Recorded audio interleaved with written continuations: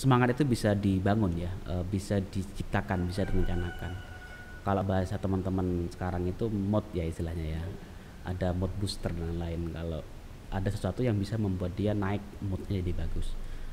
Kalau saya mungkin akan cari sesuatu yang istilahnya bisa meningkatkan mood saya di pagi hari atau kapan begitu sehingga semangat.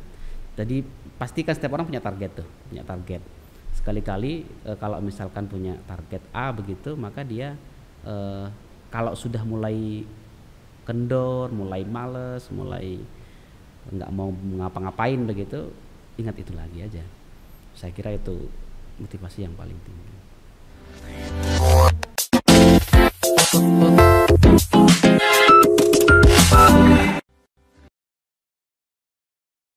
Tantangan sekarang itu berbeda dengan yang dulu gitu ya.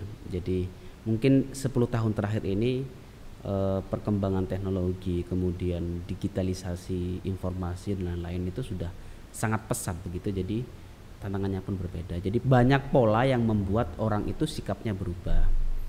Karena mungkin tontonannya atau mungkin sumber informasinya atau lingkungan keluarganya. Tapi kalau dulu saya kira masih bisa diakses begitu bahwa oh si anak ini nakal karena belajar ke orang ini. Kalau sekarang sudah susah karena dia bisa mengakses orang yang ada di luar negeri begitu kan. Maka kenakalan-kenakalannya pun bisa bermacam-macam, beraneka ragam ikut dengan model tersebut. Saya kira yang paling penting adalah untuk mengurangi gitu ya, untuk meminimalisir dampak negatif dari posisi digitalisasi yang luar biasa ini adalah kita harus mampu membuat benteng diri. Pertama tentu benteng dirinya itu ya soal ilmu agama itu penting. Ilmu agama itu penting karena sebagai dasar, sebagai fondasi. Yang kedua adalah kita paham tentang literasi digital. Literasi digital itu kita bisa mengakses, kita bisa menyaring, kita bisa memfilter mana yang kira-kira layak untuk dikonsumsi, mana yang tidak. Kemudian yang ketiga, jangan mudah terpengaruh dengan hal-hal yang tren yang negatif. Kadang kita kan apalagi K-pop gitu kan, teman-teman cewek-cewek perempuan itu biasanya kalau enggak niru modelnya atau gayanya dianggap konservatif gitu, dianggap enggak keren gitu. Ya enggak gitu loh. Jadi keren itu bisa muncul dari kita sendiri. Keren itu bukan sesuatu yang meniru orang, tapi kamu bisa menunjukkan prestasimu dengan baik, itu keren. Jadi polanya harus berubah. Tapi bahkan kadang-kadang anak muda sekarang melihat keren itu dari segi penampilan, dari segi fisik, cantik, tampan. Menurut mereka itu sudah keren. Menurut Bapak bagaimana? Wah, kalau keren ya tergantung ya, maksudnya keren dari sisi mana dulu gitu loh ya. Kalau bagi anak muda yang mungkin terdampak dengan tontonan yang sifatnya glamor, gaya-gaya gitu, pasti mungkin ukurannya adalah fisik gitu ya. Bajumu seberapa mahal begitu kan, outfitmu berapa kalau ditotalin misalnya, itu mungkin. Tapi ya ada dua cara, kita mau mengikuti arus atau nggak mengikuti arus gitu aja. Kalau nggak mengikuti arus, berarti kita harus menunjukkan dengan cara yang berbeda, seperti yang disampaikan tadi. Misalkan di sekolahmu, di sekelasmu harus juara dong, gitu kan, harus 3 besar dong misalnya. Atau kalau nggak di dalam kelas, di luar kelas kamu juga punya harus prestasi yang bagus dong. Saya kira itu akan lebih bermartabat, akan lebih keren lagi kalau seperti itu. Tapi memang jangan sampai kemudian lupa terhadap penampilan diri, karena performance itu penting gitu loh. Kamu pinter tapi bajumu compang-camping dan lain itu akan menggunakan nilai. Performanya tetap penting, tapi isi juga harus. Baik Pak, di era digital ini kan sekarang sudah banyak anak muda YouTuber, baik selebgram katanya Pak. Bagaimana sih Pak cara mengimbangikan di sini desa, itu maksud desa? Bagaimana Bapak melihat dan menanggapinya di desa ataupun di kota? Apakah mempunyai kesempatan yang sama atau tidak? Baik, sekarang malah menurut saya ini yang luar biasa gitu ya di era 4.0 begitu, di era perubahan digital yang luar biasa ini, semua orang dari penjuru manapun punya hak yang sama dan punya kesempatan yang sama. Tinggal kita sekarang. Kalau dulu mungkin kalau Sofi mau jadi artis yang di shoot oleh TV harus datang ke Jakarta dong, nggak bisa dari sini dong. Sekarang dari sini juga bisa, kan begitu. Dengan cara apa? Tentu dengan platform YouTube, kemudian Instagram ataupun yang lain-lain itu diisi dengan konten yang berkaitan dengan potensi kita. Gitu. Banyak juga saya kira sudah sekolah-sekolah yang buat konten kayak gini ya, tergantung dari kreatifnya. Mungkin buat cerita pendek kayak atau apa gitu. Kalau yang sekarang lagi viral itu karena memang juga mungkin kontennya bagus, putih abu-abu itu dari kalangan SMA kan. Nah, itu kan bisa jadi contoh walaupun nggak harus nyanyi juga, tapi minimal dia punya terobosan gitu bahwa di desa pun dia kan di desa di Cianjur ya kalau keliru ya atau di mana, yang kemudian dia bisa membuat konten yang bagus sehingga naik ke nasional lah minimal. Jadi Sofi juga punya kesempatan yang sama. Baik Pak, seperti yang Bapak bicarakan, kita semua punya kesempatan yang sama.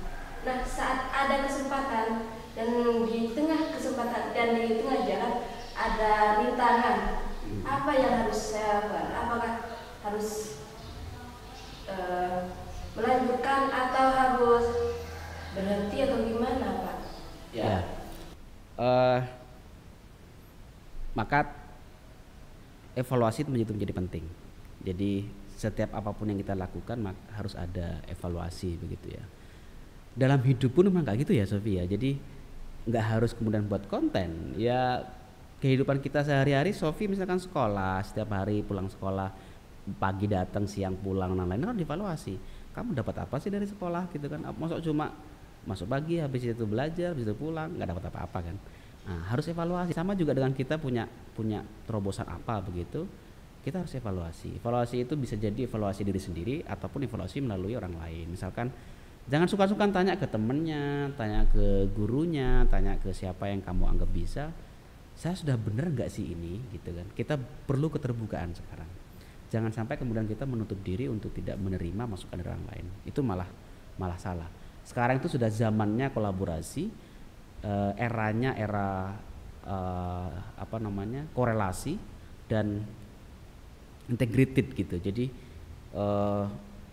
kita mungkin punya pemikiran tentang ini, nanti ada masukan dari orang, atau kalau perlu orangnya diikut kolaborasi begitu kan.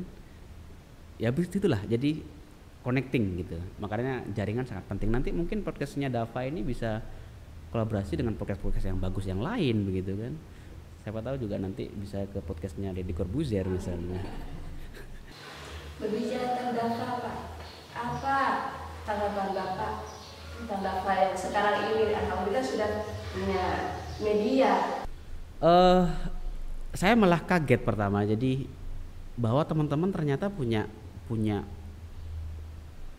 visi yang kesana begitu ya. Saya kira saya ini bagus lah. Teman-teman mulai merambah ke dunia digital gitu, karena bagaimanapun itu menjadi tanggung jawab bersama dan menjadi salah satu lahan atau wadah bagi teman-teman untuk berkreasi. Tentu saya sebagai alumni dan juga mungkin sebagai bagian dari Darul Falah sangat mendukung dan mensupport begitu kegiatan positif ini bisa ditingkatkan lagi. Tidak masalah di sana sini ada saran ini podcastnya kurang ini itu tidak masalah. Yang terpenting adalah kita sudah punya platform ini dan kita sudah mencoba, dan mungkin sewaktu-waktu kita akan menjadi menjadi podcast yang baik atau media sosial yang juga bermanfaat begitu. Jadi teman-teman jangan patah harapan begitulah. Terakhir nih Pak, mungkin ada pesan untuk lembaga dan baik untuk murid-muridnya ataupun tenaga kerja yang ada di Darul Falah. Baik, tentu karena saya bagian dari Darul Falah, saya berharap besar bahwa pimpinan, yayasan, kemudian satuan pendidikan memiliki visi yang jelas ke depan bahwa pendidikan ini harus terus tumbuh, harus memberikan manfaat sebanyak-banyak untuk masyarakat sekitar dan masyarakat Pamekasan pada umumnya, sehingga bisa memberikan minimal pengaruh yang baik dan bisa mengangkat pola hidup dan mengangkat derajat hidup bagi masyarakat kita di Kertanegara Tengah khususnya. Dan ini adalah tanggung jawab kita bersama. Maka bukan hanya dari sisi pemangku kepentingan di bidang jabatan di sekolah, tapi juga semua adik-adik mahasiswa, kemudian para guru ataupun wali santri dan wali murid dan lain harus betul-betul berkolaborasi dengan baik, sehingga cita-cita kami tidak hanya menjadi sebuah mimpi tapi bisa menjadi sebuah kenyataan. Terima kasih Pak atas waktunya dan motivasinya untuk kami.